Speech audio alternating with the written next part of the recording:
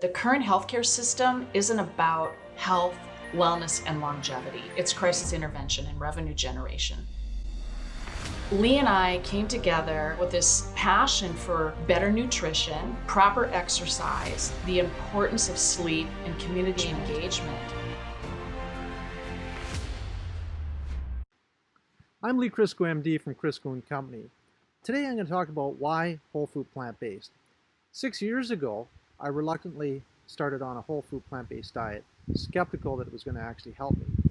And I was very amazed because I was pre-diabetic at the time. My prediabetes was gone in about 4 days. And you can see on this picture of a glucometer that my blood sugar had dropped down to 65, which is at the bottom of the normal range, exactly where you want it from the point of view of mitigating risks for heart disease, cancer, dementia, and progression to type 2 diabetes. I had been running blood sugars in the high 90s and low 100s, so this drop was amazing, literally within just a few days, despite the fact that the plant-based diet was actually quite high in carbohydrates. My serum cholesterol had been 330 and it dropped down to 143. And I noticed that my physical endurance massively improved, along with my ability to recover from exercise. So I was sold on it, learned more and more about it, and now believe that this is really the way that we should be going as far as optimizing our diet from the point of view of health and longevity. Here's an overview of what I'm going to talk about today. I'm going to talk about heart disease simply because it's the #1 cause of death and so prevalent. I'm talking about cancer, which is just a little bit behind heart disease in its prevalence and as the #2 cause of death overall. Diabetes is really common, manifesting in some form in about half of the US population. And I'm going to talk about weight management because of the fact that it's such a common problem. I'm going to touch on protein just to allay some people's fears about not getting enough protein on a plant-based diet. Oh, just by the way, in my opinion, weight management is the least interesting part of this whole thing. When you read books and listen to people lecture about plant-based nutrition, the main focus is always on health. And it's like, oh, by the way, everybody loses all the weight that they need to lose if they're on a rational whole food plant-based diet. That's completely different from most other approaches to diet where the whole focus is on just losing weight. Like I say, weight management is just a given if you're eating a quality whole food plant-based diet. Heart disease is the leading cause of death in the United States. Since the very beginning of the 20th century, it's been the #1 killer. And in the year 1912, the Spanish flu pandemic came along, and it bumped out heart disease as the #1 killer. But then in 1913, heart disease took over and has continuously been the #1 killer.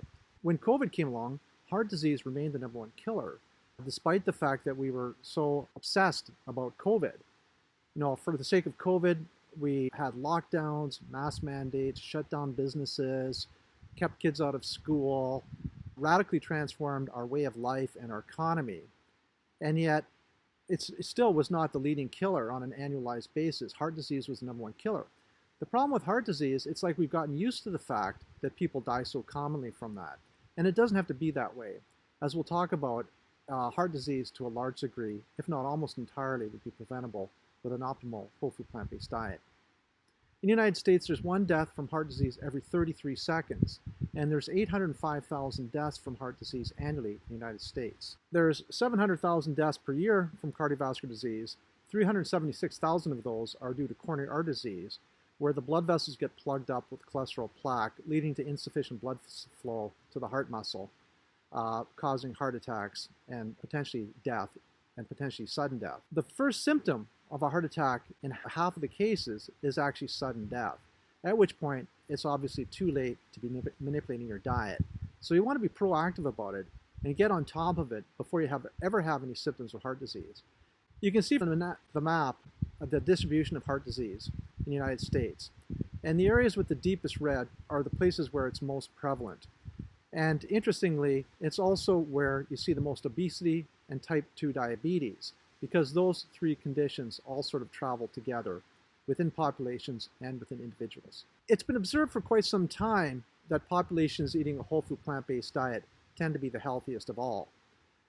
The China study was a very large epidemiological study done in China in the 1980s, and it was noted that in a population of over 500,000 people watched over 3 years, there was not a single heart disease death in anyone under the age of 65.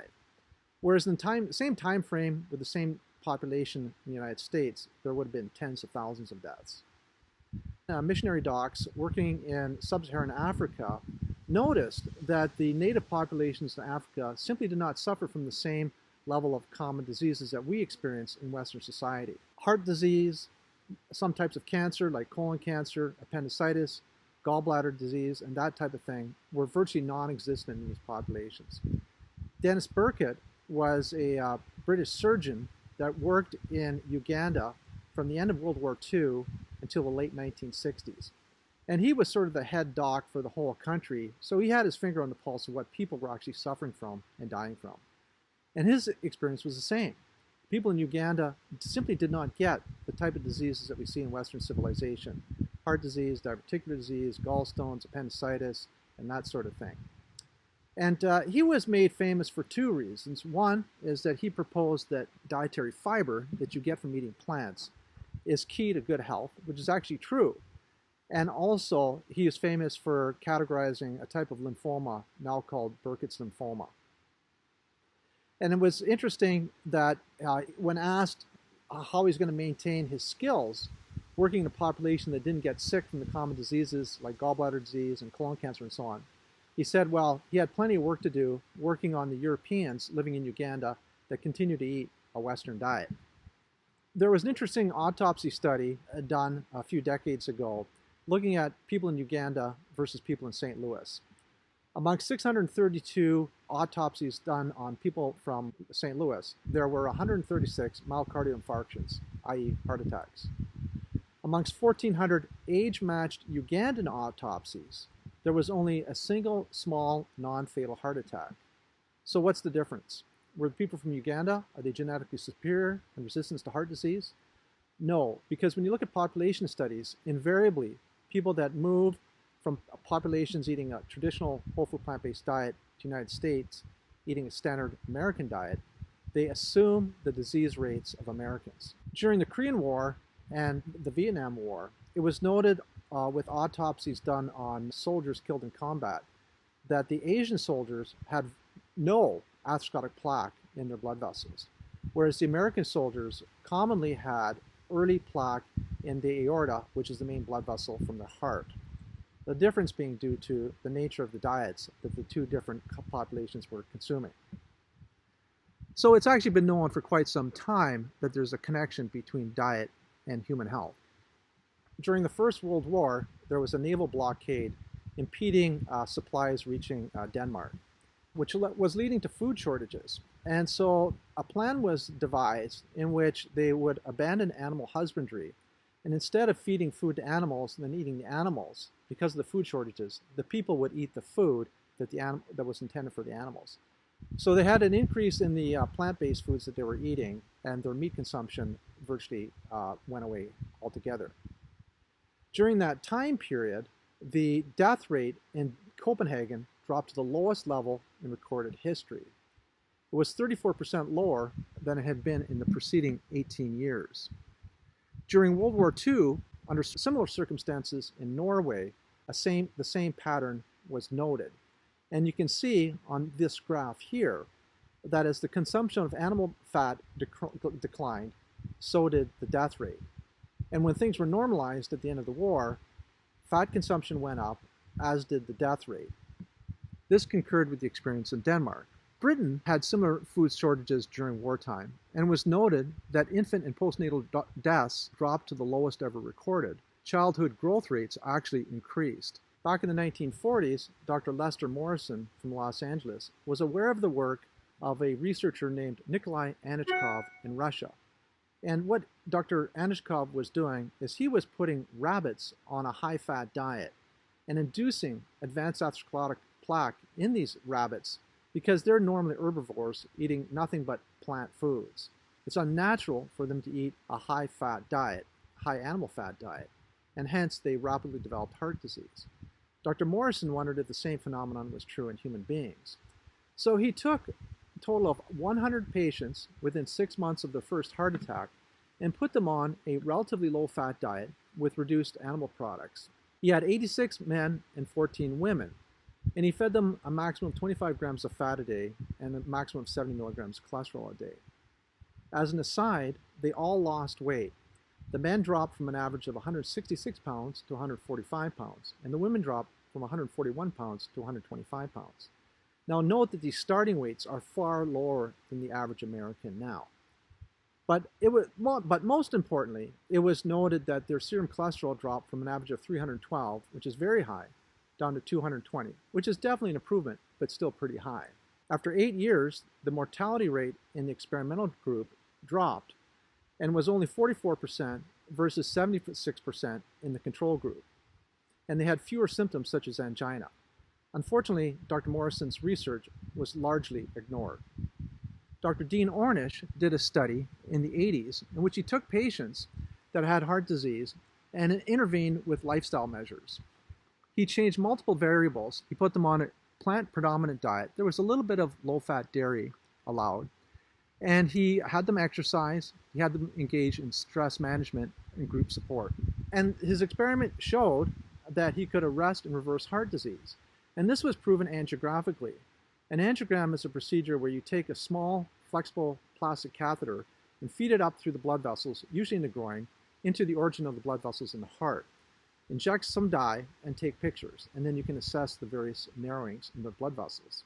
So there was objective proof that he was arresting and reversing heart disease.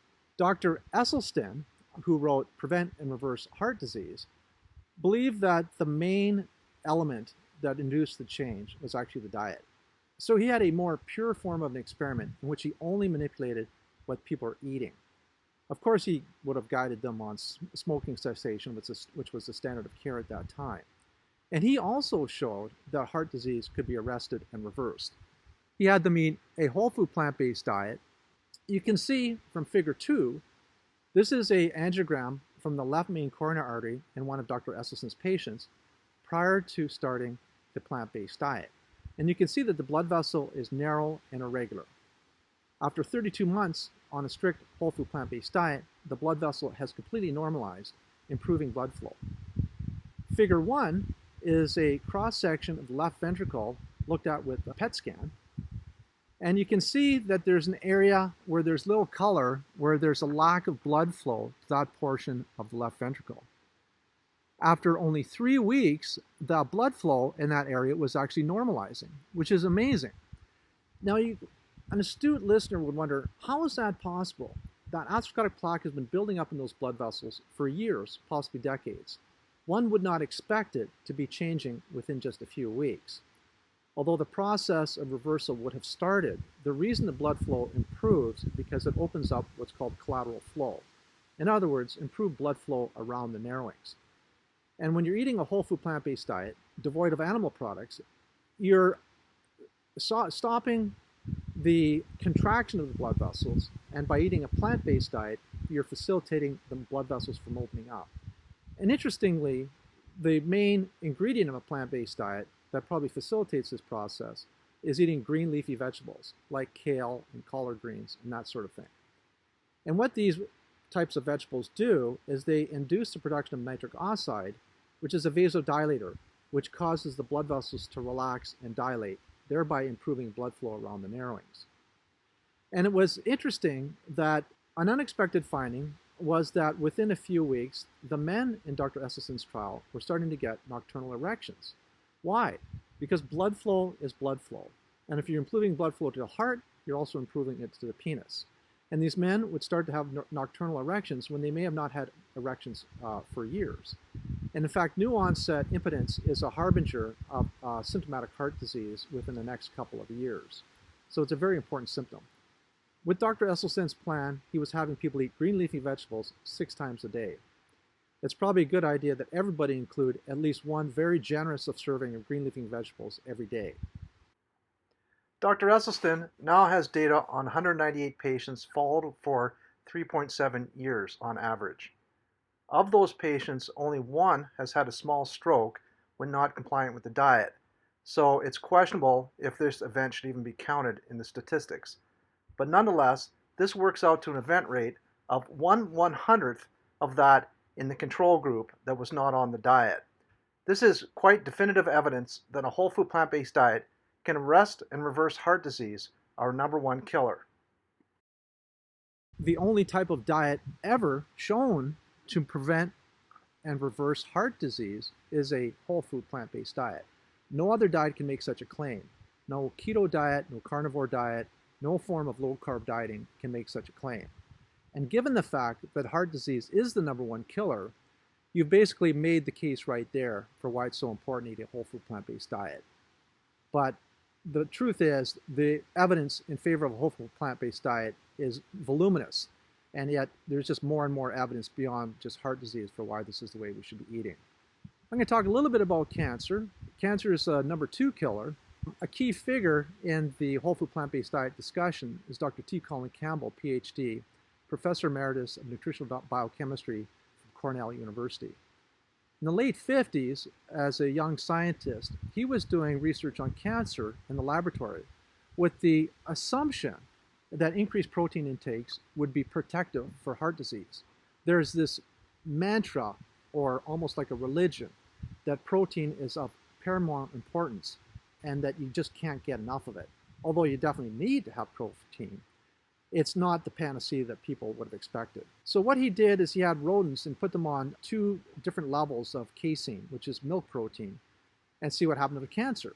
So he started out, he had rats that were taking 5% of their calories from casein and rats that were taking 20% of their calories from casein.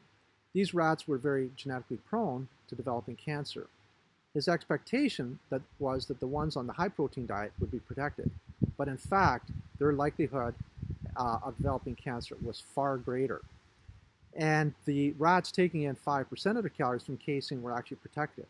He could dial up and dial down the amount of tumor activity by manipulating the amount of protein in their diet. The same held true with other forms of animal protein. This was a completely unexpected finding. And over a period of approximately 20 years, a number of different study designs were used, again and again, confirming this effect.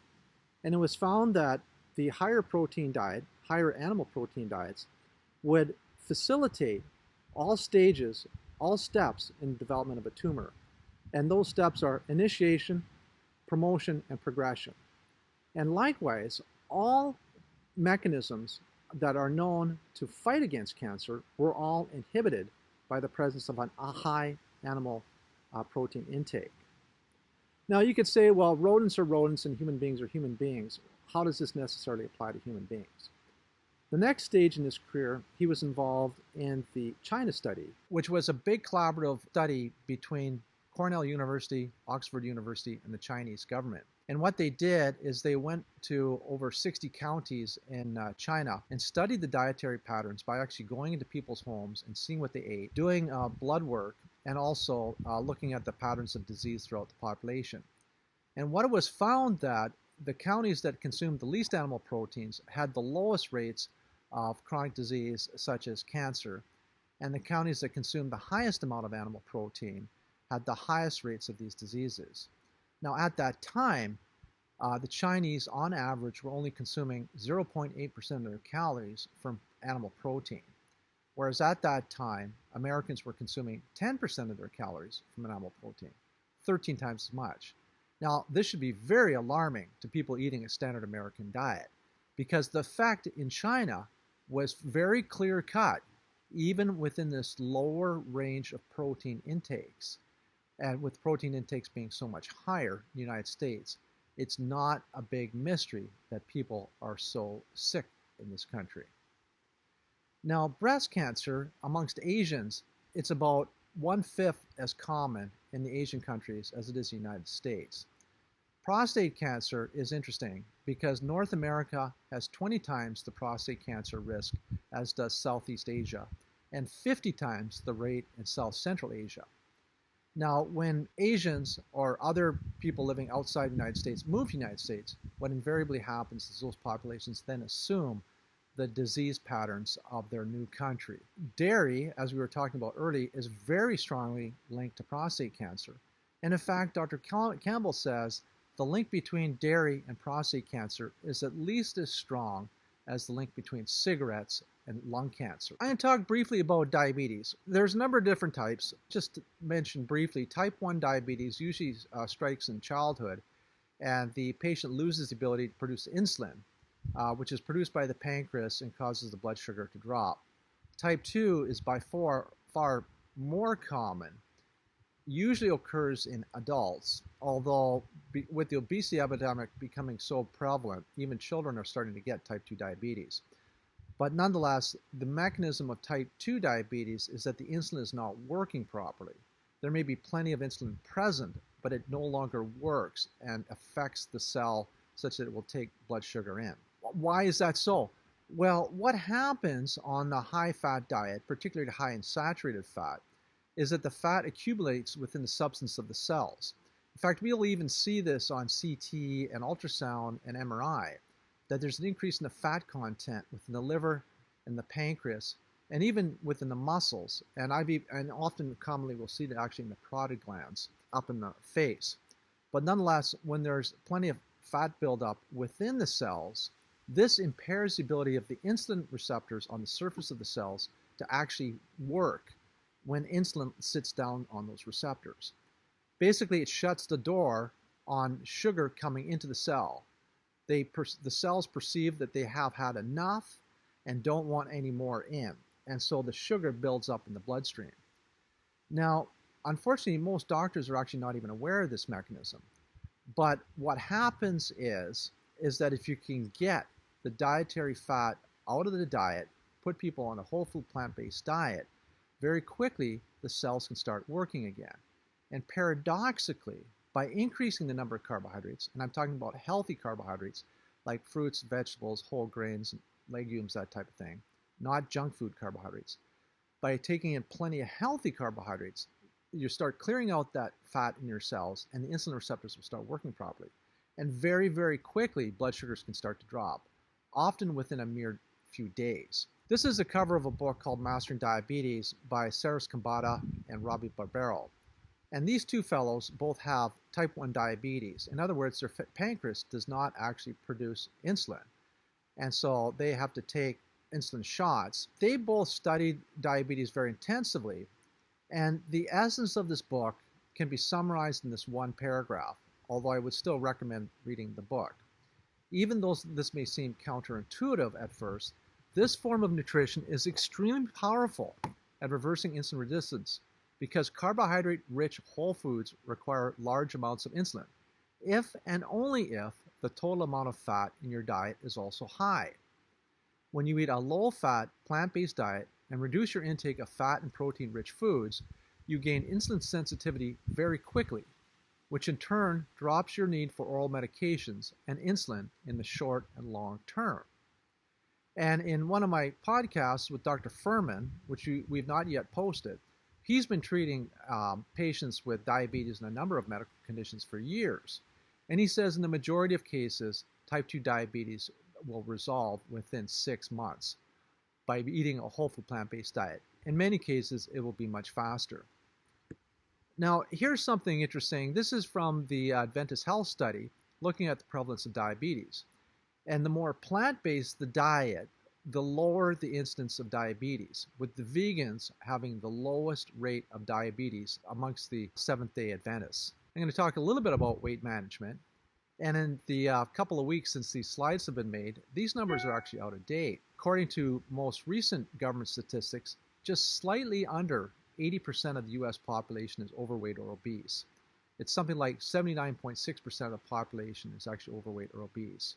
And it's been argued that these standards are too lenient. Now, the body mass index is the indicator by which we judge whether a person is overweight or obese. A BMI exceeding 25 is considered overweight, and if it exceeds 30, it's considered obese. But optimal health and longevity occurs with a BMI of less than 23. And in fact, for men, it's about 22, and for women, 21. These are very lean people. Now, only about 10% of the population has a BMI in this truly optimal range. And most of the people that have a BMI in this optimal range are actually that lean because they're sick. They have either a known or unknown cancer or some other type of chronic disease that's making them sick and relatively lean. It's only 2.8% of the US population actually has a truly optimal body mass index through a reasonable diet and exercise and lifestyle measures like that. Now, interestingly, in a study looking at cancer, it was noted that non-exercising vegans, vegan couch potatoes, were found to be just as lean as meat-eating runners averaging 48 miles per week for 21 years. Restated, being vegan, eating a whole food plant-based diet, is as effective for weight management as running 50,000 miles. And both of these groups, the runners and the non-exercising vegans, had BMIs in the range of 21 to 23. The Adventist II study showed that there was a proportionality between the amount of animal products eaten and what people weighed. The Adventist studies are interesting because it's part of the Adventist religion that people take care of themselves. They don't smoke. They tend to not drink. They eat a generally better than average diet. But within the Adventist population, there's a range. Getting back to this slide, showing that there were non-vegetarians, semi-vegetarians, pesco-vegetarians, vegetarians, and vegans. Well, the trend in diabetes was exactly the same as the trend in body weight, and only the vegans actually had a normal body mass index. The EPIC Panacea study in Europe demonstrated exactly the same thing. And the difference was really significant. In women, the difference between the omnivorous women and the vegan women was almost 40 pounds. That's a lot of potential weight loss to leave on the table by opting to eat meat when ideally you eliminate it. Now, why are plant-based eaters, why do they tend to be lighter? Well, the main reason is that plant-based foods are lower in calorie density. This is a chart from Chef AJ. And you can see that non-starchy vegetables, things like celery and green leafies and that sort of thing, tend to be about 100 calories per pound. Fruit, about 300 calories per pound. Potatoes and whole grains and legumes, between 400 and 600 calories per pound. And then avocados, about 750. Nuts and seeds, nut butters, tahini, they're progressively higher in calorie density. Now, the ones that I just mentioned are actually healthy foods, but can potentially add a lot of calories to the diet. Now notice cheese at about 1,600 calories per pound, sugar 1,800 calories per pound, ice cream 1,200 calories per pound, meat runs about 800 to 1,300 calories per pound. And yet the vertical red line is sort of the division point below which on average you want to keep your calorie density. It's actually been determined that optimal calorie density, according to the American Cancer Institute and the World Cancer Research Foundation, the optimal calorie density to maintain normal body weight is about 567 calories per pound. Now that's on average. On average, you want to stay roughly below 600 calories per pound. If you tend to eat more than that, you're going to tend to gain weight. If you stay below that line, you'll either maintain a healthy body weight if you have it, or tend to lose weight. And that's really the main reason why people eating a plant-based diet tend to be lighter and have more normal body weights. The other reason is by going on a plant-based diet, it increases the activity of mitochondria, which are small powerhouses within the cytoplasm of our cells that burn energy. It tends to increase their activity. Now, by going on a plant-based diet, people automatically start eating about 600 to 700 calories a day less than what they were doing before. And so hence the reason why they tend to lose weight. Now, the interesting thing is in the majority of cases, you don't necessarily have to implement any form of portion control or calorie counting. You'll just automatically start to eat less in total calories. Here's a graphic showing what I'm talking about. If you ingest 500 calories of oil, it barely fills your stomach. Ingest 500 calories of cheese, your stomach will be a little bit more full, and meat a little bit more full again. But if you eat potatoes, rice, and beans, 500 calories is pretty filling. And fruits and vegetables, you might have difficulty even fitting 500 calories of food in your stomach. So the plant-based diet tends to keep you lean and satisfied. Now, one of the things that people get hung up on when considering a plant-based diet is the concerns regarding protein. Now, protein actually exists in all plant foods, and all of the amino acids that make up protein exist in all plant foods. It's just that they're in varying amounts. Now, if you look at a gorilla, which is more than 95% genetically similar to a human being, they develop these huge muscles. They weigh 400 pounds, 450 pounds or whatever. been estimated that a silverback gorilla could bench press about 2,500 pounds. They're getting all of the protein that they need from eating green leafy vegetables and fruit, with a few termites once in a while when they have the opportunity. And they're getting plenty of protein. If you look at the recommended daily intake for protein, that is not a minimum requirement. Many people think that the recommended daily intake is a minimum. It's actually a maximum, because the way it's designed is they looked at the mean protein requirement of the population, then added in 2 full standard deviations above that mean, such that the RDI covers 98% of the US population. The recommended daily intake for males is about 56 grams per day, and for females 46 grams per day, which many people would consider ridiculously low. But the truth is, most people are taking in twice that amount, so there's a huge buffer above what we actually need. Plus, the human body has no capacity to store protein. It is either turned to fat, or the amino portion of the molecule is peed out as nitrogenous waste. Even vegans will get close to twice the recommended daily intake without taking any supplements at all. Now, there's a few outliers there that are such as athletes that need more, and they're going to tend to just eat more because they're more active, automatically getting what they need.